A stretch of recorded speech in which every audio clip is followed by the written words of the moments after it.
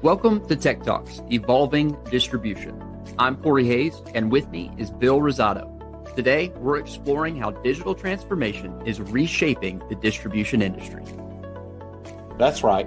From e-commerce platforms to CRM tools, we talk with industry experts about how distribution can embrace these changes and thrive in the ever-changing space.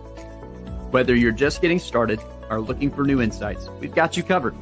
Today's episode is packed with information to help you navigate the digital shift. So let the tech talk begin. All right. Hello, and welcome to another episode of Tech Talks, Evolving Distribution. I'm your host, Corey Hayes. With me, Bill Rosado, and we are super excited to have our guest on today, Ted Henry from Rubber Tree Systems. Ted, how you doing today? Really good. Thanks, Corey. Yes, thank you so much for jumping on. Excited to get going with you. Excited to get into the conversation. Before we get into it, why don't you just tell us a little bit about yourself? Tell us what your role is at Rubber Tree, and a little bit of your journey about how you've got to where you are today. Okay. Right now, I am with Rubber Tree, and I am a senior account executive. And so I am selling all the products. I'm selling Rubber Tree, Web Query, Warehouse 2, and Value Docs. That's my current position. Yeah. Awesome. And then what's your journey like, and just a little bit of your background and how you came across Rubber Tree and that sort of thing. Sure. That's a little longer explanation. That's fine. We got time. I've had quite a windy career, but the majority of my career has been in manufacturing and distribution in the industrial arena. I started with a small distributor, actually small at the time. Now they're pretty big, in Cleveland, called Summers Rubber Company. Now they're part of the Singer Group. Okay. And that was in the mid 90s. And so I started there and was primarily in sales, outside sales. I started inside.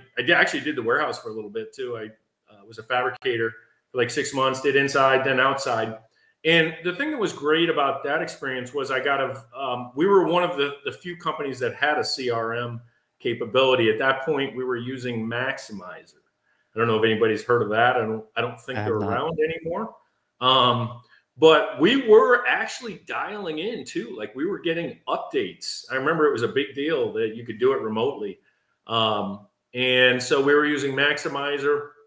There was a sales team of about eight to 10 outside salespeople. And again, certain people engaged with it more than others. But that was a great experience to get a real good footprint for how industrial distribution works in all levels. So it was a great place to start my career. From there, I wanted to get into more manufacturing, and I ended up working for a company called Titan Industries, which did rigid mandrel industrial hose. They're based in Southgate, California. And I was only there for a couple of years. They got purchased by Parker Hannifin. When I was at Titan, I was in an outside sales role where I covered like 8 states, Midwest, East Coast, traveled a lot. With there, I had exposure to another CRM, and it was ACT. It was called ACT, and you probably have heard about that one a little more. And again, we were dialing in. We were going in. We were at the hotel room, using that AT&T dial-in, syncing with the corporate headquarters. I remember our president Buddy Pep would look at it at night. He'd give you an email. It's like, "Oh, wow, you went here today," and ask you questions. So again, it was a really good experience to see that role. And then when Parker bought us, at that point, I was in I moved to a marketing role with Parker. I was promoted from sales to marketing with hose products. And at that point, Parker was not really using a CRM. That would have been early 2000s at that point, or maybe certain departments were, but Parker was a great company. Really enjoyed working for him. A lot of good people who actually I still work with now in the Warehouse 2. I should have mentioned Warehouse 2, which I'll get to. And so from there, I jumped and I went to, it was called Vance Technologies. and which became Continental. Prior to it being Vance, it was Goodyear. And wow. And so at Vance, I was just involved with their engineered products part of their business, and I was doing marketing for their engineered products was conveyor belt, industrial hose, hydraulic hose, and I was there for about 7 or 8 years in a marketing capacity. And there at Vance, they used Salesforce, and so got a lot of experience with that one. What I saw there is, again, you had certain salespeople used it, some did not. I will say this: the majority did not really use it. I think at Continental, they used it more for the ticket tracking, for customer service. But it was, I know it was a big investment. And as I said, there I was doing all marketing. And I quickly realized when I was there, I'm like, as I was doing all the marketing, I thought to myself, I really want to get in sales. Why am I doing all this marketing? I want to do what those people are doing. I want to go get in front of the customer. Yeah. And so for my next opportunity, I worked for a small regional company, again, in Cleveland. It was an industrial distributor. And at that distributor, I was in a vice president role. And with them, I was one of the decision makers. And so what we did is they had no CRM whatsoever. And so I looked at a pretty good list of different options. White Cup, I looked at Rubber Tree. And what I found with Rubber Tree was, I loved how you could customize it, how you could easily modify it for you think your sales team will use. You could do your customizable digital dashboards. And so we had I think we had 4 outside salespeople, so much smaller company. So pretty much everybody embraced it at that company. And that was the one that introduced me to Warehouse 2. Let me jump into that. Yeah. Warehouse 2, we had a situation with we had a big order going to an underground drilling company, and we needed these metric parts, which we couldn't get. And it was like $100,000 order, and we were going to be late. And the company was called the Robbins Company. And they said to us, I remember him calling me up and saying, Ted, don't make me get Gates in here, because I don't want to switch from Danfoss. But if you can't get this product, you're just going to create all this work for me. And I just thought, all right, we got to get this product. So I was working with the inside sales team. I called Danfoss, and they said, hey, look on Warehouse 2. We looked on Warehouse 2, which is a virtual inventory sharing platform. And we discovered a company down the street called Midstates had 8 of these metric fittings. They were 20% more, but we saved $100,000 order. Yeah. And it was, when I sat back and thought about it, I'm like, wow, okay, this is a situation where the manufacturer kept the business, didn't go to Gates, 2 distributors got an order, and the end user was happy, right? Yeah. Often you get 4 wins like that. Yeah, not often. Hey, Ted, I got a break here. Legal department just wanted to make sure that this was Tech Talks, not TED Talks, so that we don't get sued. I just wanted to say that. Okay. Hey, so it sounds like you have a lot of experience with CRM, throughout, from manufacturing to distribution. What are maybe some of the challenges that you saw with trying to implement a CRM in those organizations? What I saw a lot of, it just depends on the buy-in. You're always going to have some naysayers when you make any type of change. And I think you have to be prepared for that. But I think when you're making a CRM decision, I would involve multiple departments, and also I would involve involve a couple salespeople. I would go with your more IT savvy salesperson, and then also go with the old school guy or gal. And so you have a good cross section of people and get their input, because that'll help later on when you do make a decision, because you want the whole team to embrace it, right? If you're going to invest that money in this new technology, you want the team to embrace it. So get a good cross section. I'm not saying get 50 people, but you might want to get a good cross section of the salespeople, probably 2, and then you might want to get somebody from purchasing. Obviously you're going to want a manager, and get everybody involved so there's buy-in. You want company-wide buy-in when you make this change, because there's resistance to change. Anytime you have any change, people always seem to remember the best times and forget about the challenges. So this will help you get better, quick, more efficient implementation. Yeah.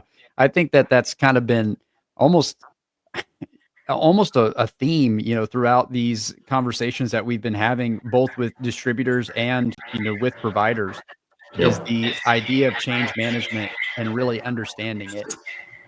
It seems like it's can be complicated at times, but having the right people involved in the decision, bringing the right people to the table that ask the right questions, there's a lot of value in that for sure. So Yeah, great point. Great point. You're right. Ask the right questions. You're right. Yep.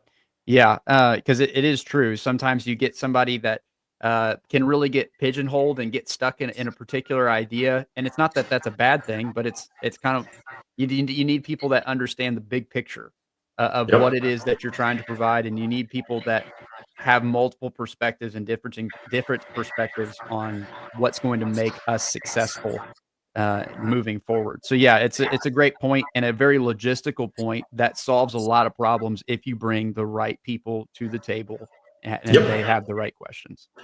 And one other thing I want to say, I saw at some of the bigger, the bigger organizations, is some of these CRMs are going to have a lot of bells and whistles, a Hmm. lot of options. And you have to ask yourself when you're going through it, and this is where it's good to get the sales team's input. Are we going to really use all that? Yeah. And because what happens when you get more bells and whistles, it obviously the price goes up. And Yeah. so you want to. I'm not saying you don't want to strive for a superior product, but you also have to be practical. And if salespeople get too overwhelmed with all the options, then it's going to backfire. Yeah. Absolutely. And I think that that kind of leads into our next question is on the adverse side of challenges. What are successes that you've seen? And I know that you're specifically you have a lot of experience with CRMs. What makes a successful CRM platform? Like, what are the things that are value contributors that salespeople are really relying on their CRM for, and what can they embrace about that digital transformation that will help them in the long term? Yep. Look, I think the big thing is when you get a sales team on board and you get the flow of information back and forth, right? The team is going to look so much better in the eyes of the customer. Like I'll go back to my time at Titan, where they literally at 8 o'clock at night when you're at the hotel, you're dialing in, and the next day the customer service team shows up, and then that prospect you called on can see, oh wow, you just saw Ted, or I saw so and so. You talked about this, and it just allows you just look so much better Mm, in the eyes of the customer.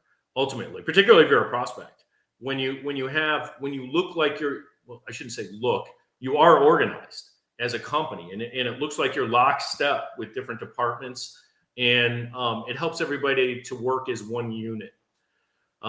So I view that as a really big success, because again, at that time, very few companies were doing that. yeah. And we had a lot of growth at Titan. And that obviously that's why they got purchased. Yeah. And, I saw the same sort of embrace at the other distributor, the last distributor I worked with, where we used Rubber Tree. Our sales team was utilizing it. Our inside sales team could literally see the activity. The outside sales team could pull quotes and just be more effective when you're on that sales call, because it's expensive. Outside salespeople are expensive. And when you get on a sales call and you can provide the answers in front of the customer, you can give them a quote, you can look up the inventory, you can see your previous call notes. Again, you're going to be more effective on that sales call. Yeah. And Absolutely. that's some great insight, Ted. And we really appreciate you coming on, spending some time with us today and sharing this insight. But if you could walk away with one tip, right? If a distributor could come off this with one tip, what would that be for them, Ted? That's a tough one, huh? My tip my tip is, embrace technology. It's there to help you. And if you're not using it, you're going to be left behind. It may sound harsh, but really you need to embrace technology because it's there and it's not going away. Yeah.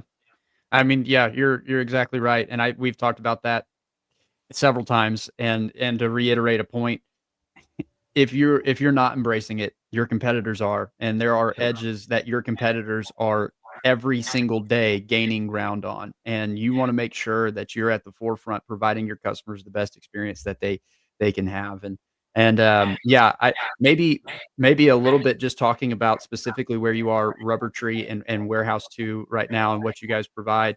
Um, what do you see on a daily basis, and conversations are you have on a daily basis that you are changing how your customers are doing business, and you are changing ways that your customers are succeeding? We, with Rubber Tree, again, what we hear a lot from our customers is just the high service levels. We don't nickel and dime our partners, and we provide high service levels. Like again, there's no additional fee. If you have a question, we provide the training. We want your sales team to embrace the technology. It allows your management team to make better decisions when we customize a dashboard. And again, allows the managers to see what the sales people are working on, provide guidance. We have all sorts of data that can allow a manager and a salesperson to be more effective. With Warehouse 2, what I hear a lot is I get calls where you just saved a huge order. And what I always do, because you got to remember with Warehouse 2, it's a big industrial base. And in general, a lot of these industrial distributors are not real tech savvy. And my first question is always when they call me up and say, oh my gosh, you just saved this order.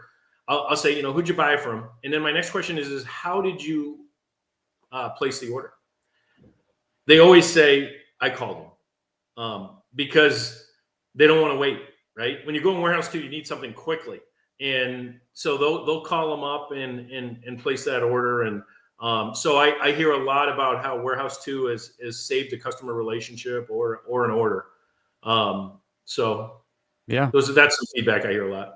absolutely. Yeah. Well, thank you so much for jumping on. And I'll tell you, the conversations I have with people about Rubber Tree, we hear a lot of great things about it. I've heard a lot of great things about Warehouse 2. So it's not just coming back to your ears. And I, encourage you, if you're a distributor that is having tough times pushing through sales cycle, your salespeople need more resources. Feel free to reach out to Ted and talk to Rubber Tree. That would be a great resource to have at your fingertips. And as always, thank you so much for tuning in to this episode of Tech Talks Evolving Distribution. It's been great being with you, Ted. Thank you so much for joining on. And we will see you guys next time here at TED Talks. Thank you. Thank you. And that's a wrap for today's episode of Tech Talks Evolving Distribution. Thanks for tuning in. And we hope you've gained some valuable insights on how to embrace digital transformation and stay ahead in the distribution industry. A special thanks to our sponsor, Aldrich Web Solutions, for supporting this podcast. With over 20 years of experience, they've been helping distributors win online and maximize their digital presence. Be sure to check them out if you're ready to take your business to the next level. And if you enjoyed the episode, don't forget to subscribe, rate, and leave us a review. And of course, share this with anyone who could benefit from this conversation. We'll be back next time with more expert insights. And until then, keep evolving and embracing change.